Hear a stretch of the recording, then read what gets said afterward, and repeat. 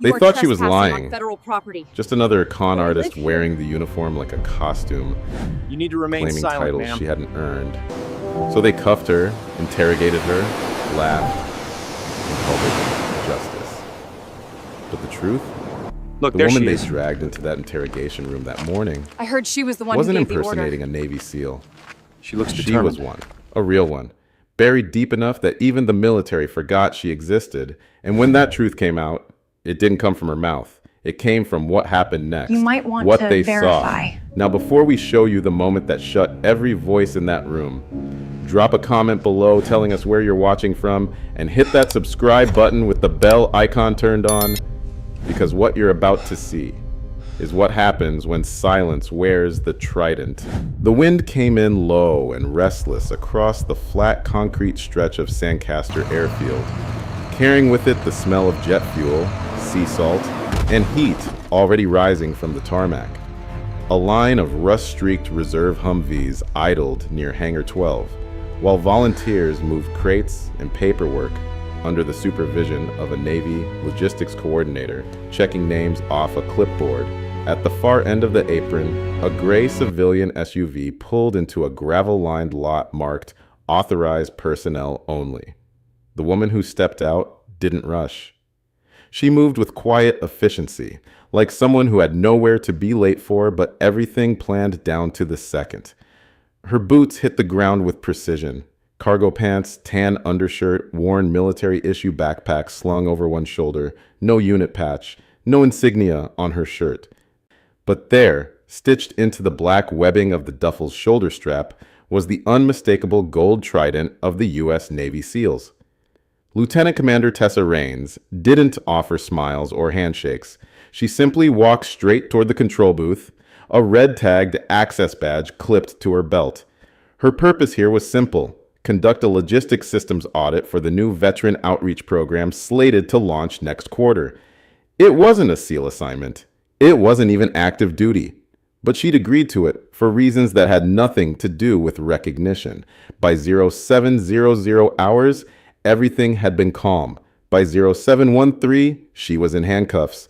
It started with a call to base security, a tip from an anonymous source claiming a woman wearing SEAL gear was posing as a veteran on military property. Suspicious behavior, stolen valor, possibly armed. The military police arrived minutes later. Two junior MPs flanked the senior, Sergeant Blake Nolan, a squared-off man in his early 40s who still carried himself like an enlisted bruiser, trying to impress 04S. They approached her at the Southgate checkpoint just as she was reviewing an outdated fuel manifest. "You got ID, ma'am?" Nolan asked, stiff. Tessa looked up, handed over her badge without a word. He flipped it over, frowned at the plain federal reassignment laminate. "Where'd you get this?" "It was issued last year by the VA Mobility Unit. If you call Major Creston, we'll be the ones making calls." Nolan cut her off. His eyes dropped to the trident patch on her duffel. "That's a bold emblem to wear for a contractor." Tessa didn't answer that, just waited. Nolan turned to the younger MP. "She have vehicle plates?" "No DOD stickers, sir. Registered civilian." That was all the justification he needed. "Ma'am, I'm going to ask you to place your hands behind your back."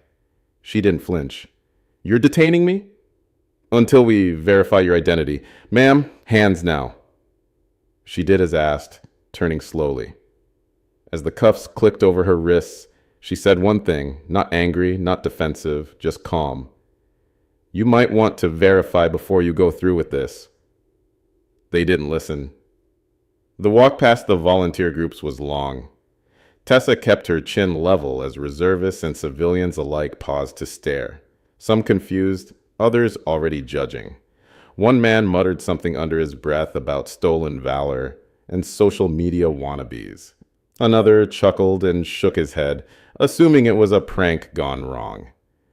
A young volunteer in a DAV shirt shook his head. "Unbelievable. My cousin's a SEAL. He'd be pissed seeing this." An older woman loading water bottles stopped mid-reach. "That's shameful. Those boys earned that trident. She's probably got a whole Instagram dedicated to it." Tessa heard every word, absorbed each one like rounds hitting a vest. But she didn't correct them, didn't defend herself. Just kept walking, eyes forward, breathing steady. She didn't speak again, didn't struggle. In the back of the MP van, Tessa sat upright. Rain began to tap against the windows in soft, rhythmic sheets. She watched it trace tiny rivers across the glass as the vehicle pulled away toward base security HQ, the cuffs still tight around her wrists. The driver glanced at her once in the rearview mirror, then looked away quickly, like he'd seen something in her expression that made him uncomfortable. No one had asked who she really was. Not yet. The room was too clean to feel honest. Gray walls, no clock, no windows, just a single camera blinking red in the corner and a stainless steel table that reflected the overhead fluorescent light like ice. Sergeant Blake Nolan stood by the door, arms folded across his chest, trying to look and control. The air conditioner hummed quietly. Beside him sat Lieutenant Graham Cross, the assigned investigator, mid-30s, pressed uniform, clipboard balanced neatly in front of him, the kind of man who trusted procedures more than people. Across from them, Tessa Raines sat with her hands cuffed to a steel ring bolted into the table. She hadn't spoken since being brought in. The only sound she'd made was the faint scrape of the chair when she sat down. Cross clicked his pen. Name? Tessa Raines. Occupation? Federal Logistics Liaison, Veterans Affairs Mobility Division. Cross raised an eyebrow. And what division of the Navy did you say you served in? I didn't say. He smirked, tapping the paper. You're wearing a SEAL trident on your bag, ma'am. That's not something you just find in a thrift store. She met his stare evenly. It was issued to me. Nolan paced once around the table. We get a lot of people issued things they shouldn't have. You know how many fake SEALs we've had this year alone? 13 confirmed. 4 more under investigation. It's a real epidemic. Tessa didn't reply. Cross leaned forward, his voice dipping into that controlled, patronizing tone people reserve for someone they're certain is lying. You understand, impersonating a member of the military is a federal offense, right? Especially claiming SEAL status. I haven't claimed anything, Tessa said quietly. Then what are you doing with that insignia? It's mine. He laughed once, writing something down. You're persistent, I'll give you that. So why don't you walk us through your service record? Dates, units, commanding officers. Her eyes stayed on him, unblinking. Most of mine's still classified, but I can tell you where to look. Cross stopped writing. Classified. He looked at Nolan, half amused, half annoyed. You hear that, Sergeant? We've got another one from the classified unit. Nolan exhaled through his nose. We just want to verify your identity, ma'am. Nothing more. You already have everything you need, Tessa replied, nodding toward the badge they'd confiscated. If you contact the Mobility Division, they'll confirm clearance code 721. Cross shook his head. We'll handle the Navy side of things, thanks. You just sit tight. Nolan stepped closer to the table. You've got an answer for everything, don't you? Tessa looked at him directly. I've got the truth. You've got assumptions. Assumptions, he repeated. Like assuming someone wearing a SEAL trident actually earned it? Like assuming someone quiet is lying. Her voice didn't rise, didn't sharpen. I've sat in rooms like this before, Sergeant. Different countries, different stakes. I know how this goes. Something in her tone made Nolan's jaw tighten. Not anger, recognition. The way she said it, not defensive, not threatening, just factual. Like she was reading coordinates off a map. She tilted her head slightly. And you'll want to record this under proper advisement. You're in violation of Article 31B of the UCMJ. The lieutenant frowned.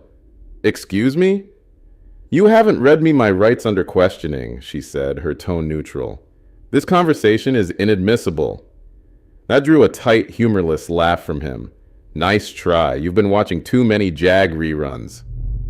For the first time since they'd brought her in, Tessa's expression changed. Just a fraction. Not a smile. Something quieter, like pity. You think this is my first interrogation? The line hung in the sterile air for a long second. Cross's pen stopped moving. Nolan shifted his weight slightly, and for just a moment, doubt flickered across his face. Cross cleared his throat and stood up. "We're done for now," he gestured to Nolan. "Have her wait in holding until we hear back from HQ. I'm betting she's part of that social media veteran fraud ring. Maybe even the one we flagged last month." Nolan moved to unlock the cuffs from the table ring, but something in his expression had softened. There was doubt there, thin, hesitant but real. As they opened the door, a deep voice called down the corridor. "Who'd you say you've got in there?" Both men turned. Master Chief Aaron Cade, weathered face and salt gray hair, stood outside the observation room holding a mug of black coffee. He looked up through the glass at the woman sitting quietly at the table. "Tessa Raines," Nolan said. "Civilian contractor. Claims she's a SEAL." Cade's brow furrowed. "Spell that. R-A-I. He didn't need the rest. His face changed. An old recognition that didn't make sense to him yet, like trying to remember a song you only heard once but never forgot. "Carry on," he said quietly and walked away. Inside the interrogation room, Tessa sat alone again, the hum of the light steady above her, hands resting on the cold metal table. She didn't know that the first crack in their confidence had just formed, and she didn't need to. She'd been through worse rooms than this. By mid-afternoon, the entire airfield knew. Whispers moved faster than aircraft engines. Recruits in the flight ops barracks leaned out windows, trading half-formed stories. A Navy mechanic walked into the break room muttering, "Did you hear? Some woman got busted pretending to be a SEAL. Wore the trident right on her gear." No one knew her name.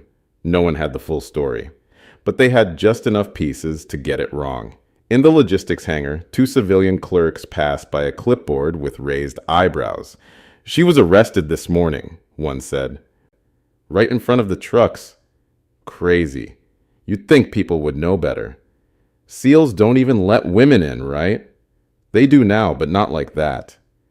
Across the base, Sergeant Blake Nolan stared out the window of the admin wing with his jaw set tight. The voice in his head was no longer sure. He was still convinced she'd lied, but there were cracks in the wall. The badge, the poise, the way she hadn't flinched, not once, and that warning, "You might want to verify before you go through with this." Still, turning around now meant admitting he'd been wrong. And Nolan had built a career on not being wrong. In the holding room, Tessa Raines hadn't moved. She sat upright, palms flat on her lap, not bothering to ask for a phone call or a lawyer. A legal pad lay untouched in front of her. One camera watched from the ceiling. The other, she suspected, had been turned off. The only person to speak to her that hour was a quiet corporal who knocked once before entering. Her name tag read E. Park, and she couldn't have been more than 23. She placed a bottle of water gently on the table and started to turn away, but hesitated. "Ma'am," she said softly, "were you really one of them?" Tessa looked at her. The girl wasn't mocking her, wasn't testing, just asking. "Once," she said. "That was enough." Park held her gaze for a moment longer, then nodded once and left. Elsewhere, Master Chief Cade stood alone in the records annex. The lights dimmed low, a database terminal humming in front of him. His fingers moved slowly, typing the name again. Raines. Tessa. Nothing came up. Not under SEAL lists, not under casualty reports, not under Navy archives. But the name still echoed in his mind, buried under 2 decades of sand, static, and loss. He didn't need the database to tell him she was real. He'd seen her before, not here. Not like this, but somewhere in the blur of deployment rotations and classified briefings that all started to look the same after a while. He knew that face. Lieutenant Graham Cross typed with the precision of a man convinced the answer was one more keystroke away. Behind him, a half-drunk cup of vending machine coffee steamed quietly. The room smelled like impatience and recycled air. He searched again. Tessa Raines, Navy SEAL, active, retired, resigned, discharged, no matches, no service record under that name, no personnel file, no DD 214. He leaned back in his chair and exhaled. "There's nothing." Across from him in the temporary operations center, Master Chief Aaron Cade said nothing. He just sipped his coffee and stared at the screen. Look, Cross said, swiveling toward him. I checked everything. JSSP, JPass, DEERS, Veteran Transition Logs, SEAL Archive. Nobody by that name. She doesn't exist. She exists, Cade said quietly. Cross scoffed. Then where is she? No Navy entry, no SOCOM branch logs, nothing with the Trident clearance? Cade didn't answer right away. He tapped the side of his mug with one knuckle, thinking. Then, try Raven 7. Cross frowned. That's not a name. No, Cade said. It's a designation. One used by Tier 2 units, when operational files were buried deeper than names. Why would a contractor be tagged with that? Cade stared at him. You ever been embedded with SEAL teams, Lieutenant? No. Then don't assume the tags make sense to you. Cross sighed and turned back to the keyboard. All right, Raven 7, let's chase your ghost. He keyed into an older gateway. SOCOM's deep archive system used only for high-clearance forensic pulls. The interface looked like it hadn't been updated in a decade. Clearance code required. Cade leaned over and typed his. The system paused, then loaded. Raven 7. Status, presumed KIA. Operation Stone Current. Role, Joint Extraction Lead. Branch, NSYC, redacted. Assigned identity, retired. Deep cover, VA. Tessa Raines. Access, level 6, restricted. The cursor blinked slowly under the entry. Cross didn't speak. For a long moment, neither of them did. The hum of the terminal filled the silence like static. She was buried, Cade said finally. Operationally, medically, legally. Stone Current was a black op. Communications were lost after a double casualty extraction. Navy marked her KIA to protect the withdrawal route. She came back burned, half her team dead. She opted to disappear, and the system let her. Cross swallowed. She's not even supposed to exist. And yet she does. On a nearby monitor, a silent security feed showed Tessa, still seated in holding. Her hands were free now, resting on the table. Her posture hadn't changed. She hadn't paced, hadn't demanded a lawyer, hadn't raised her voice. She just sat there like she'd done this 100 times before. Cross sat back in his chair, staring at the screen. What do we do? Cade stood. We uncuff her, we erase the report, and we remember we almost arrested a SEAL for impersonating herself. The coldness in the holding room wasn't just the air. It came from the metal chair, the concrete floor, the way time seemed to slow when no one spoke. Tessa sat perfectly still. But her mind wasn't in that room anymore. It was in the desert. 12 years earlier, Operation Stone Current had unfolded just past midnight under a moonless sky. Her team had inserted fast and low Blackhawk drop 2 clicks from the extraction point.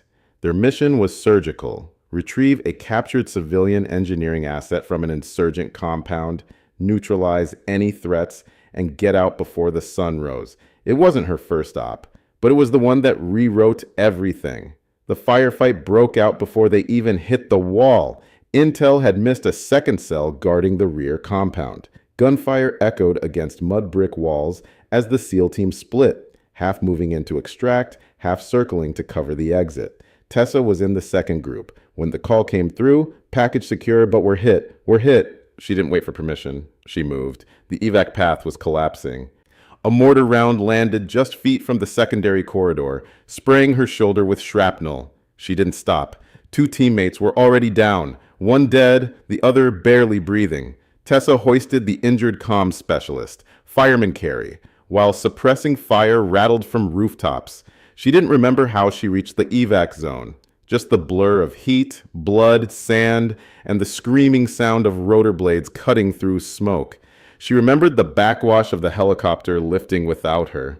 The split-second decision, her stepping back, letting the wounded go. Then darkness. A week later, she woke in a military ward in Landstuhl, Germany. Bandaged, sedated, half hearing a surgeon tell someone, "She's the only one we found alive." The team had logged her as missing.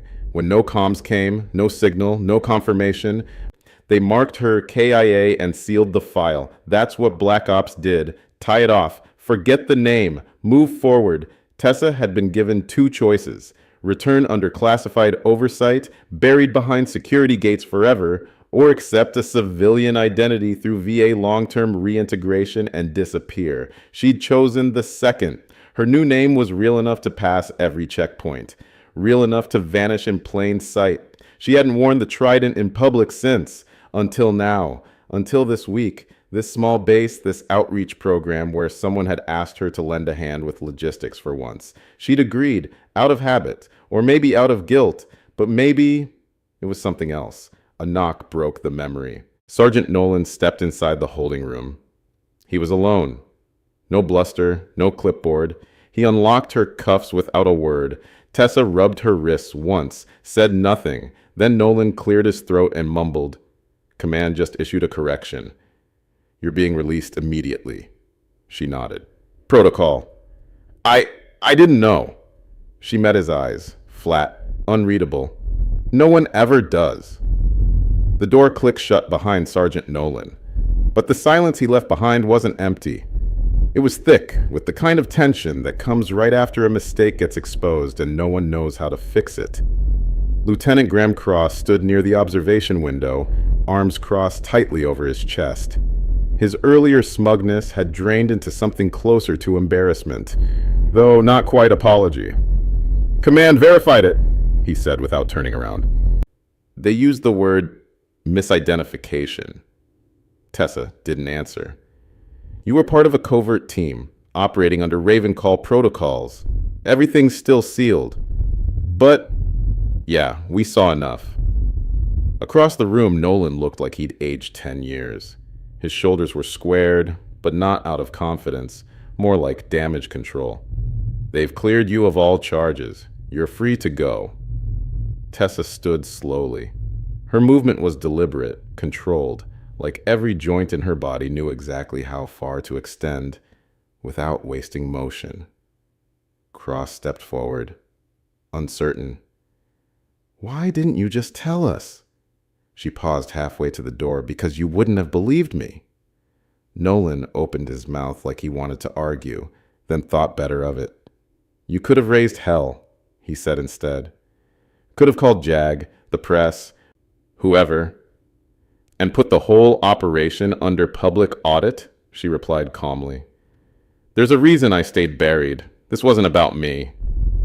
Cross looked like he wanted to say more, but came up empty. He sat back down. That's when the door opened again, quietly this time. Master Chief Aaron Cade stepped in, still holding his coffee like it hadn't gone cold. He nodded once at the others, then turned to Tessa. He didn't salute in the formal way, just enough to show he remembered, enough to show he knew. "Welcome home, Commander," he said. The title froze the room. Tessa didn't react. Not in any way someone else would have noticed. But to Cade, the micro-exhale was everything. He'd seen her at briefing tables, in gear, in briefing rooms before impossible ops. He knew her tells. That breath was relief, or something like it. He handed her the duffel bag they'd confiscated earlier, still zipped, still intact. The trident patch sat right where she'd sewn it years ago. She took it without a word. Cross stood awkwardly. "We, had to file a temporary report. It can be sealed if you submit a correction request." "I don't need it sealed," she said, "just erased." He nodded quickly. "Of course." Tessa turned toward the door. Nolan shifted to the side without being told. "Ma'am," he said, quiet, respectful now, "are you coming back to active status?" She paused. "No, but I'm where I'm supposed to be." She didn't elaborate, just walked out, bag slung over one shoulder. No one followed her, and no one dared speak the word imposter again. The air outside the admin wing had turned thick with afternoon heat. Heat that shimmered over the runway. Heat that stuck in the throat. Tessa stepped into it without hesitation. Her boots hit the tarmac like they remembered the feel of it. No fanfare, no escort, just the duffel slung over one shoulder and the trident patch catching sun. She'd made it barely 100 yards when a sharp shout broke the stillness.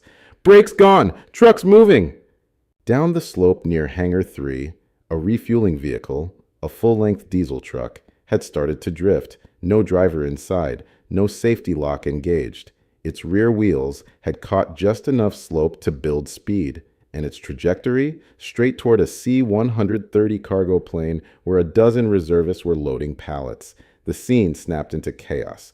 Officers barked commands, a siren wailed half-heartedly. People ran, but none toward the truck. Tessa didn't think. She dropped the duffel, bolted across the tarmac. Full sprint, arms pumping, legs pounding the hot concrete. The truck was 20 yards out, 15, the nose veering slightly, but not enough. She reached the cab door, jumped, one boot on the running bar, hand on the door handle, wrenched it open mid-motion. Inside, nothing, no keys, just an ignition override. Her fingers found the manual brake lever, buried beneath the dash, and hauled it back, hard. The truck groaned, jolted, then stuttered to a full stinking stop, just 4 feet short of the aircraft's wingtip. Silence, the kind that follows when everyone realizes they just watched something impossible. One by one, heads turned. A few jogged closer. Nolan stood frozen near the admin door, eyes wide. Cross emerged from behind him a second later, blinking into the light like he'd just walked into a different reality. A reservist, who'd been loading the C-130, stood with his mouth open. Did she just save the whole damn aircraft? Another finished. The volunteer in the DAV shirt, the one who'd called her shameful an hour earlier, stared with something between guilt and awe. Jesus, who is she? Nobody answered, because now they understood what they'd missed. Tessa climbed down from the cab, rolled her shoulder once, and picked up her duffel. Only then did they notice. The movement had pulled her sleeve up, just enough to reveal the faded outline of a tattoo. Not just any tattoo. A frogman trident, inked long before it became trendy. Sun-bleached, worn, and half-hidden under a scar that sliced through the eagle's wing. No one said a word, because now they saw it. Not just the trident on her bag, not just the name buried in a classified archive, but the instinct, the reflex, the training that doesn't go away, no matter how many years or names get stacked on top of it. She slung the bag back over her shoulder and walked off the runway, not waiting for gratitude, not expecting any. She didn't need their belief. She'd already lived through the proof. They found her in the hangar's shadow, standing by a rusted fuel drum and sipping from a paper cup of water like nothing had happened. By then, word had spread again, but this time with awe instead of mockery. A full-blown logistics emergency had been averted by a woman they'd put in handcuffs that morning.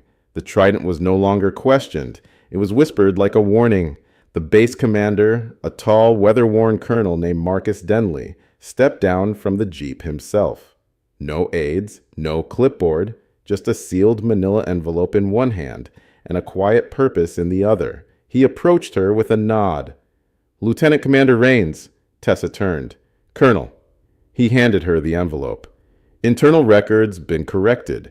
Your arrest has been voided at the administrative level. Every digital trace is being scrubbed as we speak." Tessa accepted it but didn't open it. "You could file for reinstatement," Denley added. "The board would approve it in a heartbeat after what we just witnessed." She didn't answer right away. Just glanced out toward the C-130 across the tarmac. The echo of shouts and wheels still seemed to linger in the hot wind. "No," she said quietly. "I've had my fight. I'm where I'm supposed to be."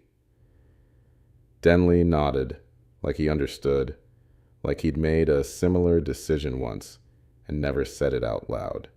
"Still," he said, almost awkward now, "we owe you an apology." She gave a small shrug. "Wasn't the first time I've been underestimated. Won't be the last. Not for someone like me." They shook hands, brief, formal, but not hollow. As the colonel walked back toward his vehicle, Nolan and Cross stood off to the side, watching. Neither approached. Neither tried to explain.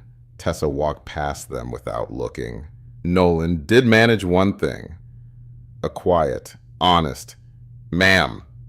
She paused just long enough to nod once. "Sergeant." Then she crossed the yellow flight line, duffel on her back, silhouette sharp against the wavering haze.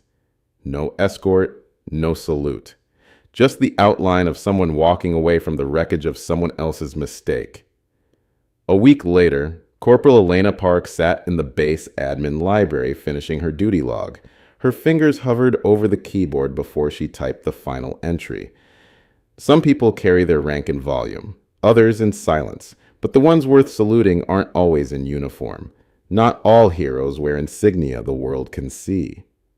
Word of what happened spread, though never officially. No press release, no article, just the quiet story passed from recruit to recruit, filtered through awe and caution.